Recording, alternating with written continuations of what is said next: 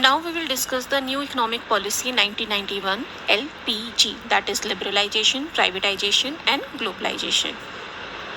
First one is liberalization. Liberalization refers to end of license, quota and many more restrictions and control which were put on industries before 1991. 1991 के पहले Indian companies के ऊपर बहुत सारे तरह तरह के रिस्ट्रिक्शंस थे.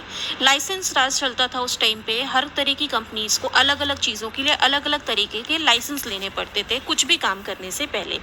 इसके अलावा भी और कई तरह के रिस्ट्रिक्शंस कंपनीज के ऊपर लगे हुए थे. 1991 में एलपीजी आने के बाद में लिबरलाइजेशन के थ्रू कंपनीज को कई तरह की फ्रीडम दे दी गई, like abolition of the licence except in few. कुछ कंपनीज को छोड़कर जहां सेफ्टी के पॉइंट ऑफ व्यू से ज़रूरी भी था, बाकी सारी कंपनीज को फ्री कर दिया गया कि अब आपके लिए ज़रूरी नहीं है कि पहले आप लाइसेंस लें गवर्नमेंट से तभी आप बिजनेस को रन कर सकते हैं. लाइसेंस सिस्टम हटा दिया गया था. बिजनेस एक्टिविटीज़ को एक्सपेंड करना है या कॉन्ट्रैक्ट करना है उसके ऊपर भी कोई रिस्ट्रिक्शंस नहीं थे. टैक्स रेट रिड्यूस कर दिए गए थे. इकोनॉमी को लिफ्ट करने के लिए, उस इकोनॉमी के बेटरमेंट के लिए कंपनीज को फ्रीडम दे दी गई थी अननेसेसरी कंट्रोल से.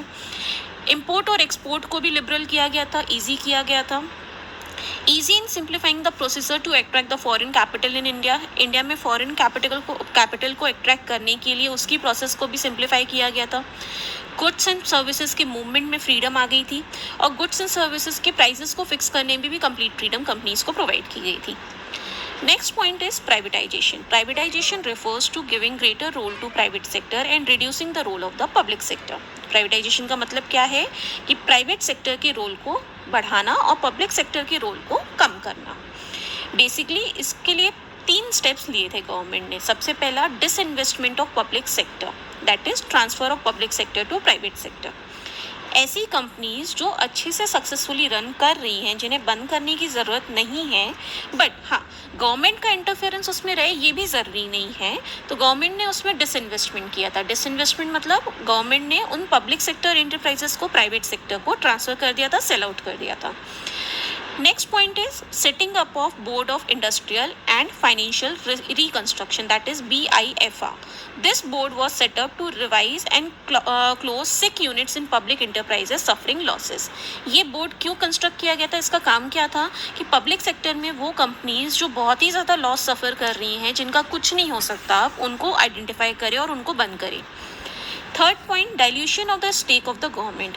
If in the process of disinvestment, private sector acquire more than 51% share, then it results in transfer of ownership and management to the private sector. Government ने क्या किया था, कई कई जगहों पे कंपनीज कंप्लीटली ट्रांसफर नहीं की थी प्राइवेट सेक्टर को, लेकिन अपने स्टेक को डाइल्यूट किया था. That is out of 100% share 51% share उन्होंने प्राइवेट सेक्टर को दे दिए थे, ताकि ओनरशिप प्राइवेट सेक्टर की हो जाए, मैनेजमेंट प्राइवेट सेक्टर का हो जाए, बट स्टिल 49% शेयर गवर्नमेंट ने अपने हाथ में रखे थे, सो दैट कहीं ना कहीं उस कंपनी के अच्छे परफॉर्मेंस का, अच्छी इनकम का बेनिफिट गवर्नमेंट को भी मिले और गवर्नमेंट उसका पार्ट भी बना रहे.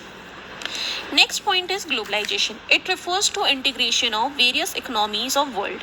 Till 1991, Indian government was following strict policy in regard of import and foreign investment in regard to licensing of import, tariff restrictions, etc. But after new economic policy, government adopted globalization by taking following measures. Basically 1991 के पहले Indian government जो थी वो import को, export को लेके, foreign investments को लेके बहुत ज़्यादा स्ट्रिक्ट और रिजिड थी. बट ग्लोबलाइजेशन आने के बाद से हमने इन चीज़ों को काफ़ी फ्री कर दिया था. इसके लिए हमारी गवर्नमेंट ने कुछ फॉलोइंग मेजर्स लिए थे. सबसे पहला import liberalisation. Government removed many restriction from import of capital goods. Machinery या कुछ बड़ी टेक्नोलॉजी है, उसको अगर इम्पोर्ट करना है तो पहले गवर्नमेंट की तरफ से बहुत ज़्यादा रिस्ट्रिक्शंस होते थे. अब गवर्नमेंट ने हमारी उस इम्पोर्ट को लिबरल कर दिया था, फ्री कर दिया था, फ्रीडम दे दी थी उसमें. Next, foreign exchange regulation act was replaced by foreign exchange management act. फेरा को फेमा से रिप्लेस किया गया था. पहले फॉरेन एक्सचेंज रेगुलेशन एक्ट के थ्रू, रेगुलेशन वर्ड से क्लियर हो रहा है कि हम फॉरेन एक्सचेंज पे हमारी गवर्नमेंट क्या करती थी, उसको रेगुलेट करने की कोशिश करती थी, रूल करने की कोशिश करती थी. इसको रिप्लेस करके हमारी गवर्नमेंट ने क्या अप्लाई किया था, foreign exchange management act, that is हमारी गवर्नमेंट 1991 के बाद फॉरेन एक्सचेंज को वेलकम करने लगी थी हमारी कंट्री में, और रेदर देन उसके ऊपर रूल्स और रेगुलेशंस की जगह लगाने की जगह उसको मैनेज करने के तरीके ढूंढने लगे थे. Next point is rationalisation of tariff structure. Abolition of export duty को हटाया गया था, इंपोर्ट ड्यूटी को रिड्यूस किया गया था. बेसिकली एलपीजी का हमारी इकोनॉमी को बहुत बड़ा फायदा हुआ था. Now we will discuss the impact of changes in economic policy on the business or effect of liberalization and globalization. First point is increase in competition. New economic policy आने के बाद से इंडियन कंपनीज को बहुत ज़्यादा competition face करना पड़ रहा था, क्योंकि अब नई फॉरेन कंपनीज भी इंडियन मार्केट में आ रही थी. Next, more demanding customer. पहले से ज़्यादा इंडियन कस्टमर्स भी हमारे बहुत ज़्यादा डिमांडिंग हो गए थे, क्योंकि अब उनके पास भी बहुत ज़्यादा ऑप्शंस थे, उनके पास वेराइटीज़ थी, तरह तरह के नए प्रोडक्ट्स अवेलेबल थे, जिसकी वजह से कहीं ना कहीं हमारा मार्केट भी प्रोड्यूसर ओरिएंटेड होने की जगह अब कंज्यूमर ओरिएंटेड हो गया था. Next point is rapidly changing technological environment. New economic policy आने के बाद से टेक्नोलॉजिकल इन्वायरमेंट में भी बहुत ज़्यादा चेंजेस आ रहे थे, बिकॉज जो नई कंपनीज इंडिया में आ रही थी, इंडिया के मार्केट में आ रही थी, वो नई वर्ल्ड क्लास टेक्नोलॉजी के साथ आ रही थी, जिसकी वजह से अब इंडियन कंपनीज को भी ज़रूरत थी कि वो भी उसी तरह की कोई टेक्नोलॉजी के साथ वर्कआउट करें. Necessity for change. बदलना अब इंडियन कंपनीज के लिए एक ज़रूरत जैसा हो गया था, बिकॉज इतना ज़्यादा स्ट्रॉन्ग कंपटीशन था, तो उसको सरवाइव करने के लिए, उसमें कम्पीट करने के लिए अब कंपनीज के लिए ज़रूरी था कि वो खुद भी अपनी पॉलिसीज़ को मॉडिफाई करें, अपने बिजनेस में चेंजेस लाएं, सो दैट वो कम्पीट कर सके कॉम्पिटिटर के साथ. Next point is need for developing human resources. जो बाहर से जो कंपनीज आ रही थी हमारे यहाँ, वो अपने साथ कहीं ना कहीं अच्छे और ट्रेंड एम्प्लॉयज़ भी लेकर आ रही थी. हमारी कंपनीज को भी अब ज़रूरत थी नए और ट्रेंड एम्प्लॉयज़ की, जो उनके कंपनीज के एम्प्लॉयज़ के साथ में मैचअप कर सकें. Next point is market orientation. पहले मार्केट में सेलिंग कंसेप्ट चलता था. सेलिंग कंसेप्ट का मतलब होता है कि पहले आप प्रोडक्ट प्रोड्यूस कर लो, फिर जो आपने बनाया है वो आप मार्केट में बेचोगे, चाहे आप जैसे भी बेचो. बट नाउ अब कंपटीशन को देखते हुए मार्केट में चेंज आ गया था, और अब सेलिंग कंसेप्ट की जगह आ गया था मार्केटिंग कंसेप्ट.